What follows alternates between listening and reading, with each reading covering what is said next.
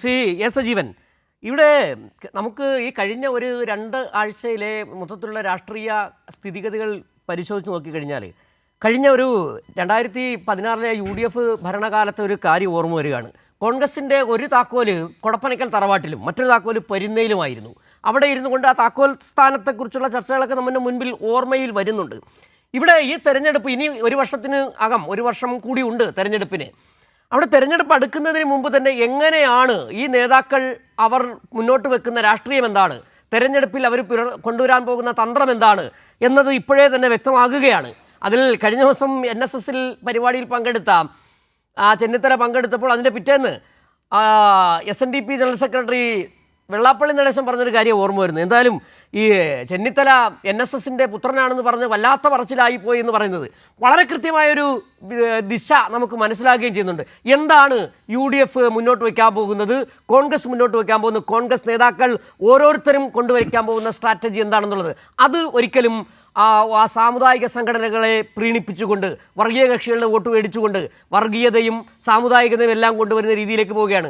അത് ഒരേ സമയം തന്നെ വ്യക്തി അധിഷ്ഠിതമാകുന്നു, ഈ പറയുന്ന പോലെ വർഗീയ അധിഷ്ഠിതമാവുകയും ചെയ്യുന്നു. ഇത് ഗുണം ചെയ്യുമോ കോൺഗ്രസിന്, ശ്രീ സജീവൻ? ഒന്നാമത്തെ കാര്യം നമ്മൾ മനസ്സിലാക്കേണ്ടത്, ഈ പറയുന്ന സാമുദായിക സംഘടനകൾക്ക് എത്രമാത്രം രാഷ്ട്രീയ സ്വാധീനമുണ്ട് എന്നുള്ളതാണ്. ശരിയാണ്, NSS വളരെ വലിയ സാമുദായിക സംഘടനയാണ്, അതിനേക്കാൾ വലിയ സാമുദായിക സംഘടനയാണ് SNDP യോഗം. പക്ഷേ ഈ SNDP യോഗത്തിന്റെ നേതാവായിട്ടുള്ള വെള്ളാപ്പള്ളി നടേശൻ പറയുന്നതിനനുസരിച്ചിട്ട് SNDP യോഗത്തിന്റെ അംഗത്വമുള്ള എത്ര പേര് വോട്ട് ചെയ്യും, ഇതേപോലെ തന്നെ സുകുമാരൻ നായർ പറയുന്നതിനനുസരിച്ചിട്ട് എത്ര പേര് വോട്ട് ചെയ്യും, ഈ ഒരു കാര്യമാണ് നമ്മൾ നോക്കേണ്ടത്. ഇവർക്കൊക്കെ രാഷ്ട്രീയത്തിൽ വലിയ സ്വാധീനമില്ല എന്നുള്ള കാര്യം നമുക്ക് നേരത്തെ തന്നെ അറിയാം. ഈ രണ്ട് സംഘടനകളും ഒരു കാലത്ത് ഈ വെള്ളാപ്പള്ളി നടേശനും സുകുമാരൻ നായരും ഒക്കെ ഇതിന്റെ നേതൃത്വത്തിൽ വരുന്നതിന് മുമ്പേ തന്നെ രാഷ്ട്രീയ പാർട്ടികൾ ഉണ്ടാക്കിയ പ്രസ്ഥാനങ്ങളാണ്. ഈ രണ്ട് സംഘടനകൾക്കും രാഷ്ട്രീയ പാർട്ടികൾ ഉണ്ടായിരുന്നു. എന്നിട്ട് അവര് തനിച്ചല്ല, അവര് മുന്നണിയുടെ ഭാഗമായിട്ട് നിന്ന് കുറച്ചു കാലം. പക്ഷെ പിന്നീട് ഈ രണ്ട് പാർട്ടികളും എവിടേക്കാണ് പോയതെന്നുള്ള കാര്യം നമുക്ക് ആർക്കും അറിയില്ല. ഒരു പാർട്ടിക്ക് ക്ഷയിച്ചു പോകുമ്പോൾ എവിടെയെങ്കിലൊക്കെ ചെറിയ പൊട്ടും പൊടിയൊക്കെ അവശേഷിക്കും. ഒന്നും അവശേഷിക്കാതെ ആ രണ്ട് പാർട്ടികളും ഇല്ലാതായി കഴിഞ്ഞു. അപ്പൊ സ്വാഭാവികമായിട്ടും അതോടുകൂടി തന്നെ നമുക്ക് മനസ്സിലാകും, രാഷ്ട്രീയ പാർട്ടി രൂപീകരിച്ചുകൊണ്ട് ഈ പറയുന്ന ആളുകൾ, വെള്ളാപ്പള്ളി നടേശനോ അല്ലെങ്കിൽ സുകുമാരൻ നായരോ ഒക്കെ പറയുന്നതിനനുസരിച്ചിട്ട് വോട്ട് ചെയ്യുന്ന ആളുകളെല്ലാം ഇവിടുത്തെ നായന്മാരും ഏഴുവന്മാരും ഒക്കെ അവർക്ക് അവരുടേതായ രാഷ്ട്രീയമുണ്ട്. പിന്നെ കുറച്ചു പേര് മണിച്ചേട്ടൻ വിളിക്കുന്ന അത്രയും അദ്ദേഹത്തോട് അടുപ്പമുള്ള ആളുകൾ സുകുമാരൻ നായർ പറഞ്ഞ വോട്ട് ചെയ്യായിരിക്കും. അതേപോലെ വെള്ളാപ്പള്ളിയോട് അടുപ്പമുള്ള ആളുകളൊക്കെ കുറച്ച് പേരേക്ക് വോട്ട് ചെയ്യായിരിക്കും, അയാൾ പറയുന്നതനുസരിച്ച് വോട്ട് ചെയ്യായിരിക്കും. എന്തായാലും അവർ രൂപീകരിച്ച വെള്ളാപ്പള്ളിന്റെ മാനസ പ്രസ്ഥാനമായിട്ടുള്ള അദ്ദേഹം അതിന്റെ ഭാഗമല്ലെങ്കിൽ പോലും മകനെ ഏറ്റവും നെടുനായകത്തിൽ കൊണ്ടിരുത്തിയിട്ടുള്ള പ്രസ്ഥാനമാണല്ലോ PDJS. അതിന് എവിടെയാണ് വേരും മറ്റുള്ള കാര്യം നമുക്കറിയാമല്ലോ. അതെ, BJPക്കാർ വിചാരിച്ചു ഇത് തങ്ങൾ ഇതോപരി വരുന്നതോട് കൂടിയിട്ട് മുഴുവൻ ഈഴവ വോട്ട് തങ്ങൾക്ക് കിട്ടുന്നു. ഒരു നേട്ടവും ഉണ്ടായില്ല. BJPക്ക് വോട്ട് വർദ്ധിച്ചത് ഈ BDJSനെ കൊണ്ടല്ലല്ലോ. അപ്പൊ സ്വാഭാവികമായിട്ടും സമുദായ നേതാക്കന്മാർക്കുള്ള സ്വാധീനത്തെക്കുറിച്ചുള്ള വലിയ ധാരണയില്ലാതെ അവരുടെ പിന്നാലെ പോവുക എന്ന് പറയുന്നത് ആര് ചെയ്താലും അതൊക്കെ വലിയ കുഴപ്പത്തിലേക്ക് പോവുള്ളൂ. കാരണം അത് അത്ര കിട്ടില്ല. അതല്ലാത്ത രൂപത്തിലൊരു രീതിയിൽ ഇതൊക്കെ കൂടി എല്ലാ ആളുകളുടെയും പിന്തുണ എനിക്കുണ്ടെന്ന് വരുത്താനുള്ള ഒരു ശ്രമം ഇവിടെ ചെന്നിത്തലയുടെ ഭാഗത്തുണ്ടായിട്ട് അത് നല്ല കാര്യമാണ്. എവിടെയൊക്കെയാണ് ഗ്യാപ്പ് കിട്ടുന്നത് അതിനനുസരിച്ചിട്ട് മുന്നേറാൻ ശ്രമിച്ചിട്ടുണ്ട്. അദ്ദേഹം അത് 2021 പറഞ്ഞിട്ടുമുണ്ട്. 2021 സ്വാഭാവികമായിട്ടും അതിനു മുമ്പത്തെ പ്രതിപക്ഷ നേതാവായിരുന്ന രമേശ് ചെന്നിത്തലയെ വീണ്ടും പ്രതിപക്ഷ നേതാവാക്കാൻ സാധ്യതയുണ്ടായിരുന്ന ഘട്ടത്തിൽ അതിൽ നിന്ന് മാറ്റിയിട്ടാണല്ലോ VD സതീശനെ അവിടെ പ്രതീക്ഷിക്കുന്നത്. അന്ന് മാധ്യമപ്രവർത്തകർ ചോദിച്ചപ്പോൾ രമേശ് ചെന്നിത്തല പറഞ്ഞത്, ഞാൻ അടുത്ത തവണ മുഖ്യമന്ത്രി സ്ഥാനത്തേക്കുള്ള മത്സരത്തിൽ ഒരു സ്ഥാനാർത്ഥിയായിരിക്കുന്നുള്ളതാണ്. 2021 പറഞ്ഞ കാര്യമാണ്. അത് അദ്ദേഹം കിട്ടിയ ചാൻസിൽ ഉപയോഗിച്ചു. കാരണം അദ്ദേഹത്തിന് ഈ ഒരു പിണക്കം ഉണ്ടായിരുന്നത് പിന്നെ NSSുമായിട്ടാണ്. അവിടെ ആ പ്രശ്നം പരിഹരിക്കാൻ നോക്കുന്നു. വെള്ളാപ്പള്ളി നടേശനുമായിട്ട് നല്ല ബന്ധം ഉണ്ടാക്കുന്നു. അങ്ങനെ ഒരു പരിഹരിക്കാനുള്ള ശ്രമം നടന്നു. അതിനേക്കാളൊക്കെ അപ്പുറത്ത് VD സതീശന്റെ ഈ എന്താണ് വളരെ പെട്ടെന്നുള്ള വികാരപരമായിട്ടുള്ള പ്രതികരണങ്ങളുണ്ട്. അതാണ് അദ്ദേഹത്തിന് ഏറ്റവും വലിയ കുഴപ്പവും. അതാണ് മുനമ്പത്തിൽ ഉണ്ടായത്.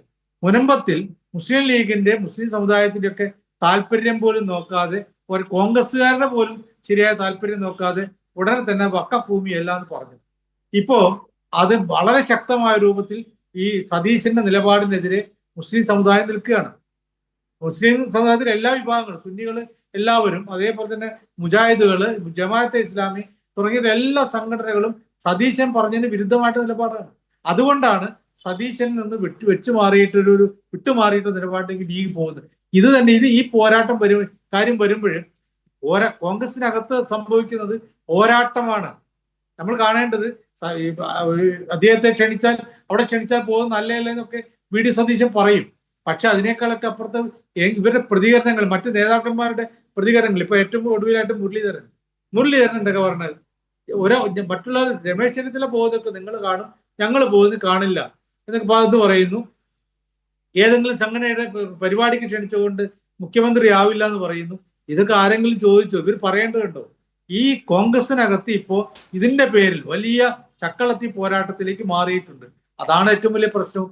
2021 നേരത്തെ പറയാം, രണ്ടാം പിണറായി സർക്കാർ ഉണ്ടാവാൻ സാധ്യതയില്ലാത്തൊരു ഘട്ടമായിരുന്നില്ല. ഏറ്റവും കൂടുതൽ വിമർശനങ്ങൾ സർക്കാരിനെതിരെ ഉണ്ടായിരുന്നു. ഒട്ടേറെ പ്രശ്നങ്ങൾ മുഖ്യമന്ത്രിക്കെതിരെ പോലും രൂക്ഷമായ രൂപത്തിൽ ആയുധങ്ങളായിട്ട് പ്രതിപക്ഷം രംഗത്തിറങ്ങിയതാണ്. ആ ഘട്ടത്തിൽ പോലും എന്തുകൊണ്ടാണ് ഈ 8 സീറ്റ് കൂടുതൽ നേടിയിട്ട് LDF ജയിച്ചത്? അതാണ് നമ്മൾ നോക്കുക. കോൺഗ്രസ്സുകാർ അത് പരിശോധിച്ചില്ല. എന്തുകൊണ്ടാണ് 2021 കയ്യിൽ കിട്ടുമായിരുന്ന ഭരണവിരുദ്ധ വികാരത്തിന്റെ പേരിൽ കയ്യിൽ കിട്ടുമായിരുന്ന അധികാരം തങ്ങൾക്ക് കിട്ടാതെ പോയെന്നുള്ള കാര്യം ഇപ്പോഴും കോൺഗ്രസ്സുകാർ ശരിയായ രൂപത്തിൽ വിലയിരുത്തിയിട്ടില്ല. അത് വിലയിരുത്തിയാൽ അവർക്ക് 2026 കൃത്യമായിട്ട് പോകാൻ പറ്റും. അത് വിലയിരുത്താതെയാണ് ഇപ്പോഴും മുന്നോട്ടേക്ക് പോകുന്നത്. 2021 8 സീറ്റ് കൂടുതൽ കിട്ടുകയാണ്. ഇത്രയും കോളിളക്കങ്ങളൊക്കെ ഉണ്ടായിട്ട് പോലും, സ്വർണ്ണക്കടത്തുമായിട്ട് ബന്ധപ്പെട്ട കുറെ പ്രശ്നങ്ങൾ ഉണ്ടായിട്ട് പോലും അത്ര ഇല്ലല്ലോ ഇപ്പോ. അത്രയും അന്നത്തെ പ്രശ്നങ്ങൾ തന്നെ ഇപ്പോഴും ഉത്തരം കിട്ടാത്ത ചോദ്യമായിട്ട് ED എവിടെ നിൽക്കുന്നു അറിയില്ല, CBI എവിടെ നിൽക്കുന്നു അറിയില്ല. ഇങ്ങനെ ഓരോ അന്വേഷണ ഏജൻസികളും എവിടെയും എത്താതെ നിൽക്കുന്ന ഘട്ടമാണ്. അപ്പൊ സ്വാഭാവികമായിട്ട് അത്രയില്ല. ഈ ഘട്ടത്തിൽ എങ്ങനെയാണ് ഒരുമിച്ച് നിന്നുകൊണ്ട് ഈ ഭരണം തിരിച്ചു പിടിക്കേണ്ടത് എന്നതിനെ കുറിച്ച് പോലും കോൺഗ്രസ്സുകാർക്ക് അറിയില്ല എന്നതിന് ഏറ്റവും വലിയ തെളിവാണ് ഈ രമേശ് ചെന്നിത്തലയെ വിളിച്ചപ്പോ അതിനെതിരെ ശക്തമായ രൂപത്തിലുള്ള പ്രതികരണം നടക്കുന്ന MMSന്റെ ഭാഗത്തുനിന്നാണ്, മുരളീധരന്റെ ഭാഗത്തുനിന്നാണ്. ശരിയായ രൂപത്തിലല്ല പറയുന്നെങ്കിൽ പോലും വി.ഡി. സതീശന്റെ മുഖഭാവത്തിൽ നിന്നാണ്. ഇങ്ങനെ പലതുമുണ്ട്. എന്തിനാണ് ഈ പ്രശ്നങ്ങളൊക്കെ ഉണ്ടാക്കുന്നത്? വി.ഡി. സതീശൻ ഇതിനിടയിൽ വേറൊരു സുധാകരനെതിരെ പോലും കൊട്ടുകൊടുത്തു. മുഖ്യമന്ത്രിക്കെതിരെ എന്നുള്ള രീതിയിൽ സനാതന ധർമ്മത്തിനെതിരെ മുഖ്യമന്ത്രി പറഞ്ഞ പോലെ അതേ വാചകത്തിൽ പറഞ്ഞ ആളാണ് സുധാകരൻ. എന്നിട്ടോ സുധാകരൻ തള്ളി പറഞ്ഞു. ഇങ്ങനെ മൊത്തം കോൺഗ്രസിനകത്ത് താങ്കൾ പറഞ്ഞ പോലെ കുറെ തലകളുണ്ട്. ഇത് ഏത് തലയാണ് ചിന്തിക്കുന്ന തല, ഏത് തലയാണ് നയിക്കുന്ന തല എന്ന് ഇപ്പോഴും തീരുമാനിച്ചിട്ടില്ല. അതാണ് ഏറ്റവും വലിയ കോൺഗ്രസ് ഇപ്പോൾ നേരിടുന്ന ഏറ്റവും വലിയ ഗതികേട് എന്ന് പറയുന്നത്. തലകൾ കുറേയുണ്ട്. അത് തന്നെയാണ് ശ്രീ സജീവൻ താങ്കൾ പറഞ്ഞു തന്നെയാണ്. ഈ ചിന്തിക്കുന്ന തല എവിടെ ഉണ്ട് എന്നുള്ളതാണ്. ഇവിടെ നേരത്തെ താങ്കൾ സൂചിപ്പിച്ചതുപോലെ തന്നെ ഈ മുനമ്പം വിഷയത്തിൽ അടക്കം എടുത്ത വി.ഡി. സതീശന്റെ നിലപാടുകൾ ഇവിടെ ലീഗിന് ബോധ്യപ്പെടുന്നു, സമസ്തയ്ക്ക് ബോധ്യപ്പെടുന്നു, വി.ഡി. സതീശനെ ആ തല പറ്റുന്ന തലയല്ലെന്ന് ബോധ്യപ്പെടുന്നു, ചെന്നിത്തലയെ കൊണ്ടുവരുന്നു. ഏത് തലയായാലും ഈ പാർട്ടി രക്ഷപ്പെടുമോ എന്നുള്ളൊരു ചോദ്യം ഇപ്പോഴും എ സജീവനെ പോലെയുള്ള രാഷ്ട്രീയ നിരീക്ഷകർ അടക്കം ചോദിച്ചുകൊണ്ടിരിക്കുകയാണ്.